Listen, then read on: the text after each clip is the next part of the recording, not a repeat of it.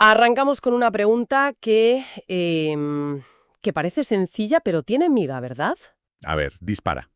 Cuando hablamos de beneficios para personas con discapacidad en Perú, ¿estamos hablando de ayudas o de verdaderos derechos? ¿Es caridad o es más bien justicia? Uf, buena pregunta para empezar.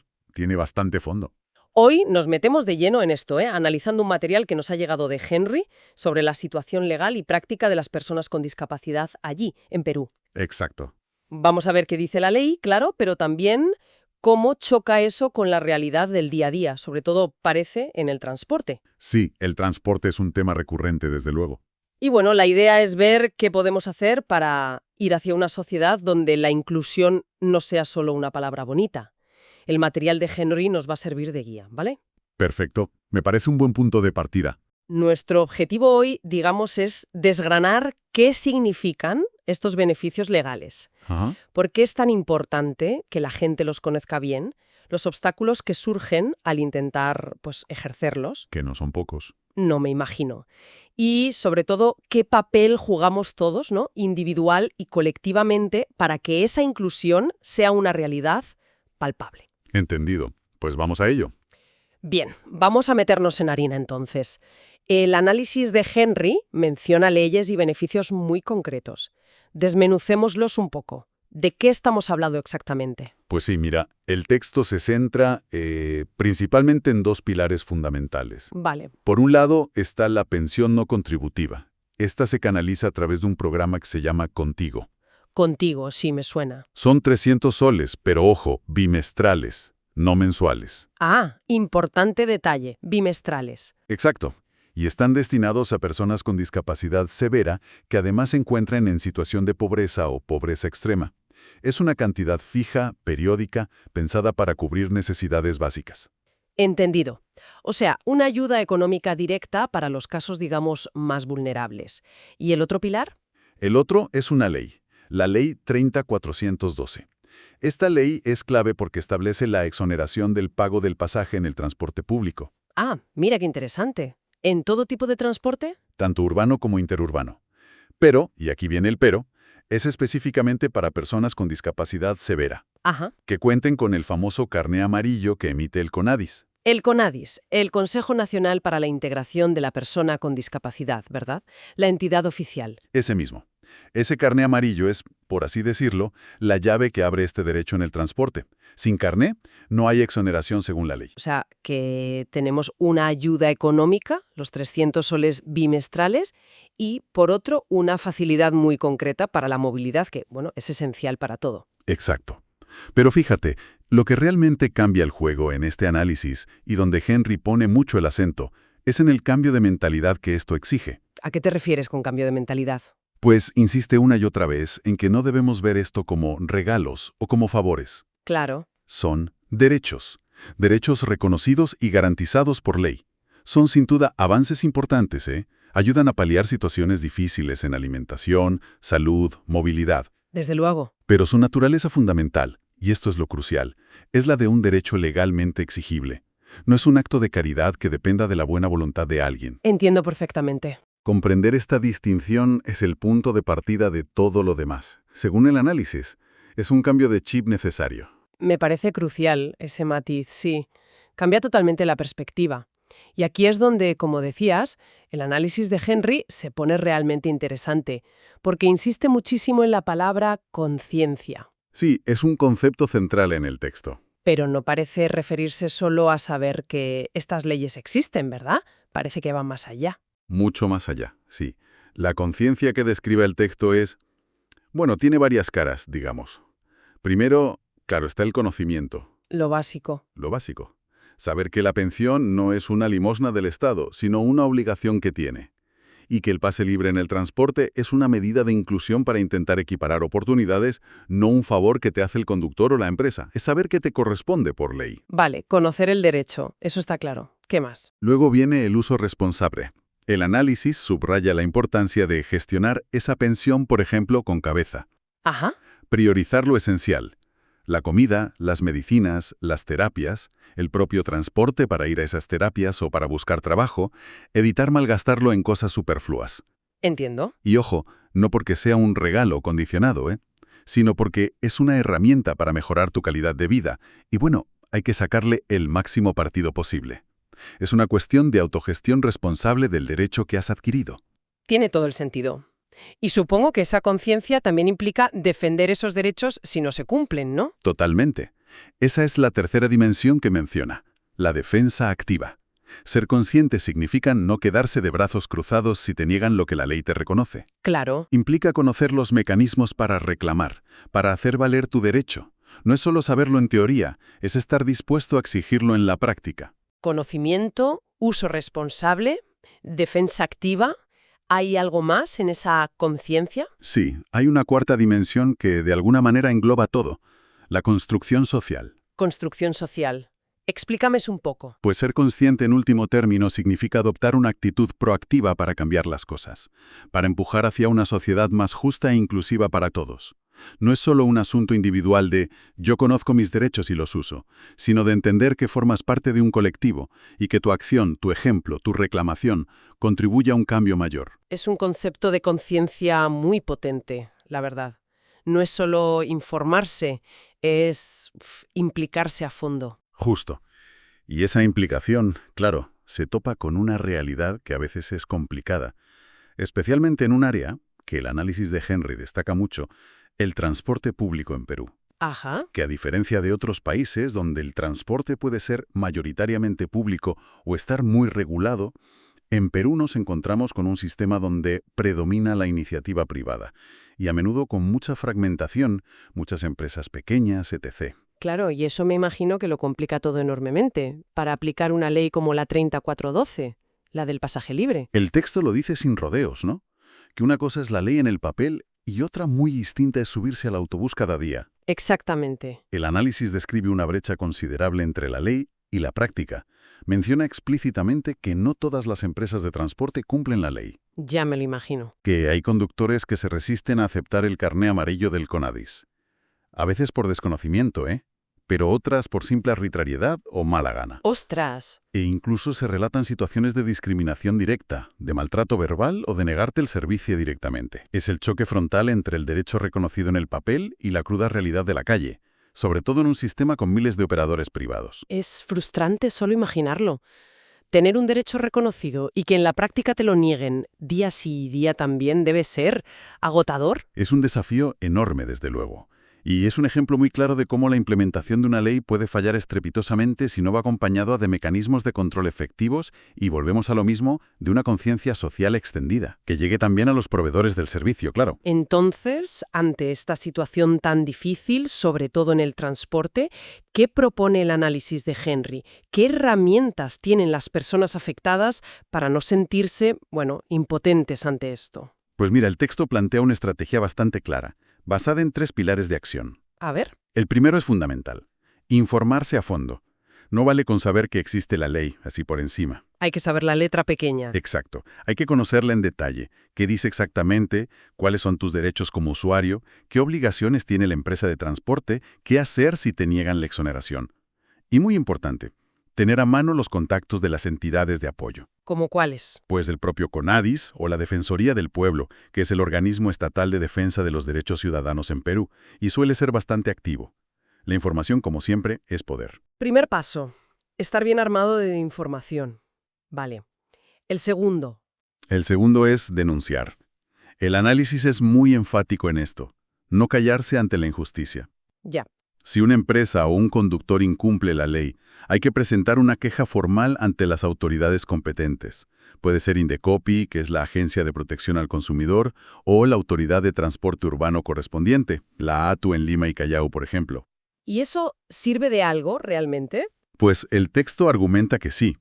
La denuncia no es solo para buscar una solución a tu caso particular, aunque también. Se presenta como una herramienta cívica muy poderosa. ¿En qué sentido? En el sentido de que visibiliza un problema recurrente, genera precedentes, presiona para que las autoridades actúen y, si es necesario, sancionen. Cada denuncia suma, ayuda a crear un registro y a demostrar que no son casos aislados. Entendido. Informarse. Denunciar. Y el tercero. Organizarse, el viejo lema de la unión hace la fuerza cobra aquí, pues, todo el sentido. Claro.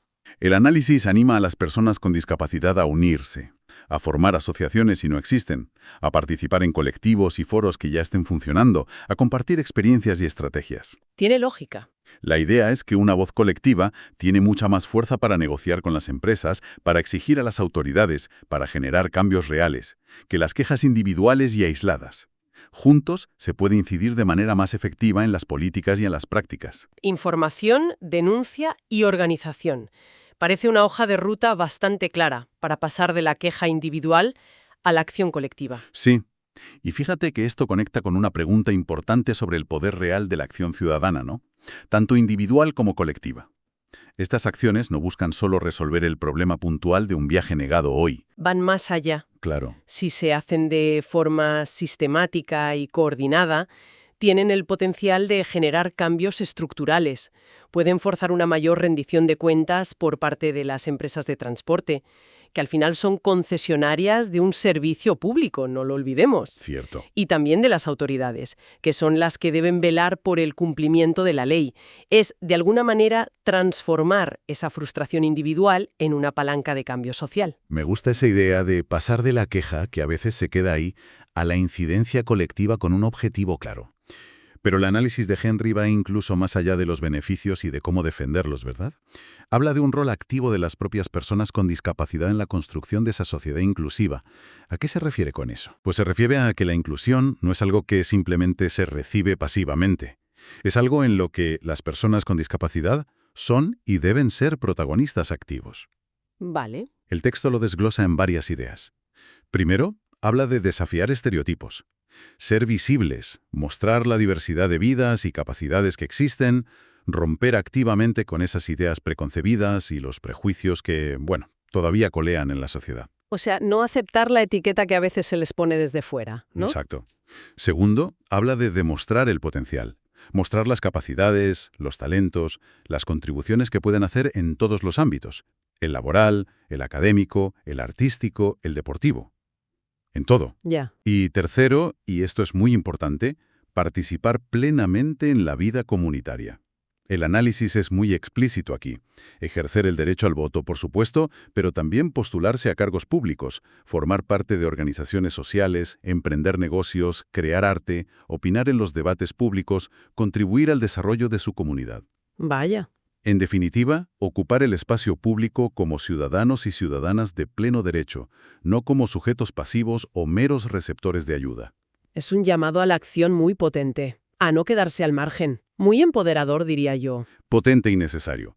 Pero, y esto es crucial y el texto lo recalca mucho, no podemos caer en la trampa de pensar que la responsabilidad de la inclusión recae únicamente sobre los hombros de las personas con discapacidad. Claro, eso sería injusto. Profundamente injusto. El análisis presenta la inclusión como una calle de doble sentido. La sociedad en su conjunto tiene una responsabilidad enorme y fundamental en esto. ¿Y cuál es esa responsabilidad de la sociedad, según el análisis? ¿Qué nos toca hacer al resto, digamos? Pues el texto lo detalla en varias áreas clave. Primero, y quizá lo más obvio, la responsabilidad de crear un entorno físicamente accesible. Rampas, ascensores, esas cosas. Sí, pero va más allá. Adaptar edificios públicos, claro, pero también las calles, los parques y, por supuesto, el transporte. Hasta cosas más sutiles, en espacios privados o de ocio. Se trata de eliminar las barreras arquitectónicas que impiden o dificultan la participación de todos. Lo físico es lo más visible, sí, pero seguro que hay más barreras. Por supuesto, está la accesibilidad comunicacional. Esto es fundamental hoy en día. ¿Te refieres a...? Pues a usar un lenguaje claro y sencillo, evitar tecnicismos innecesarios cuando no tocan, ofrecer información en formatos diversos y accesibles, braille, lengua de señas peruana que es distinta de otras, subtitulado en vídeos, textos en lectura fácil, pictogramas si hace falta. Ya veo. Y hoy en día es absolutamente fundamental garantizar la accesibilidad web y de las aplicaciones digitales. Que la información y la comunicación lleguen de verdad a todos, sin importar cómo accedan a ella. Barreras físicas, barreras de comunicación. Y las más difíciles de derribar, quizás, las de la mente. Probablemente.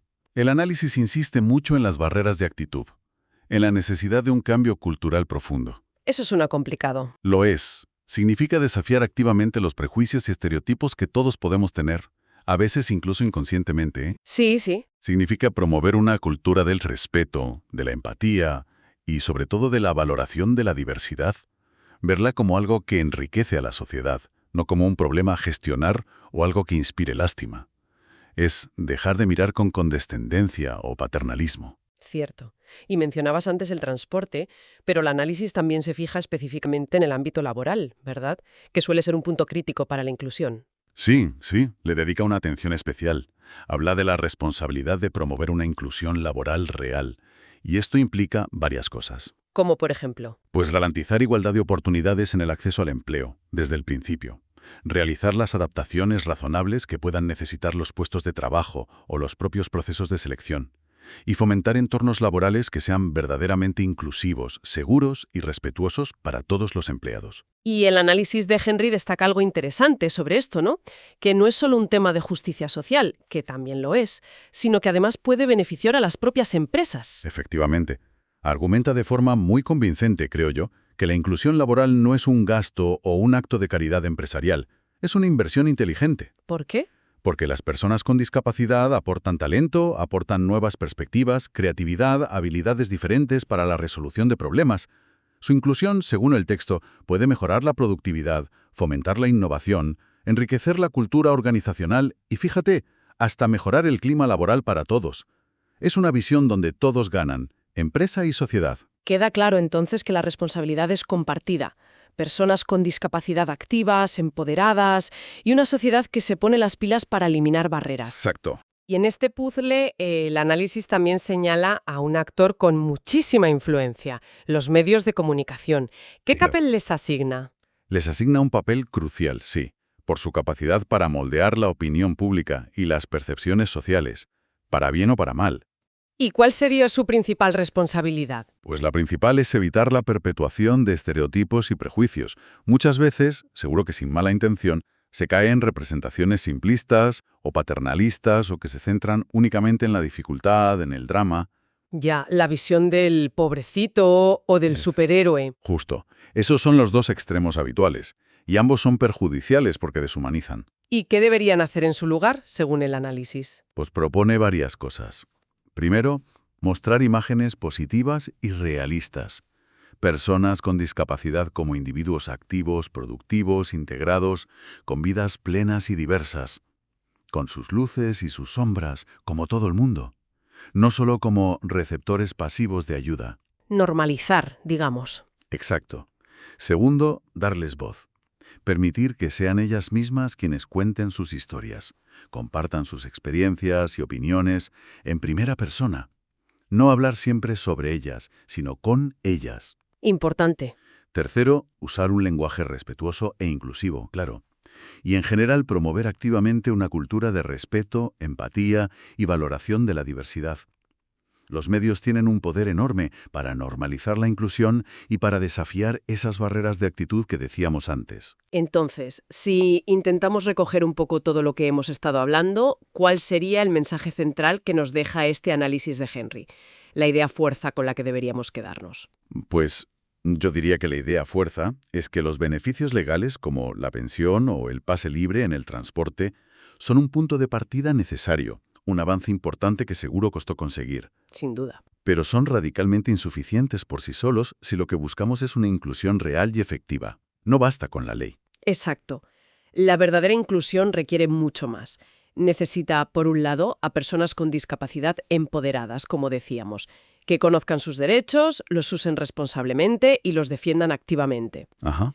pero que también participen y sean visibles en todos los ámbitos de la sociedad, que reclamen su espacio. Y por otro lado, y esto es fundamental, necesita una sociedad que asuma su corresponsabilidad. Una sociedad consciente de las barreras que todavía existen, físicas, comunicacionales, y sobre todo de actitud, y que trabaje activamente para derribarlas.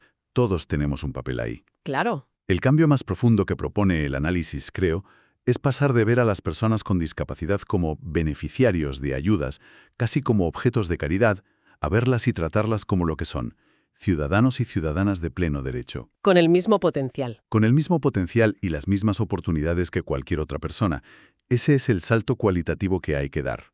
Vale, hemos analizado el marco legal, los desafíos, las estrategias, las responsabilidades, todo muy interesante, pero el análisis de Henry, de forma muy práctica al final, nos propone bajar esto a tierra. Sí, eso está muy bien. Habla de convertirnos en una especie de detectives de obstáculos en nuestro entorno más cercano y, bueno, actuar.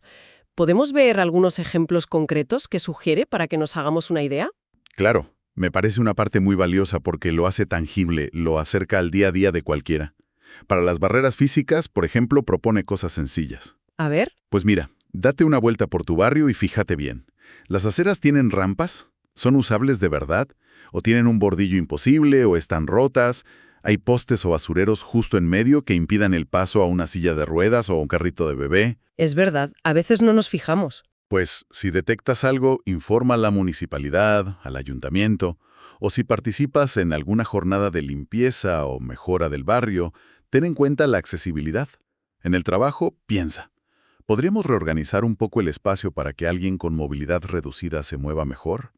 ¿Las herramientas digitales que usamos son accesibles para alguien con discapacidad visual, por ejemplo? Pequeños gestos. Y si sales con amigos, sugiere priorizar lugares que sepas que son accesibles para todos los del grupo. Y si alguien necesita ayuda, ofrécesela de forma natural y respetuosa, sin pasarse de protector ni infantilizar. Son gestos cotidianos, en realidad, no parece tan complicado.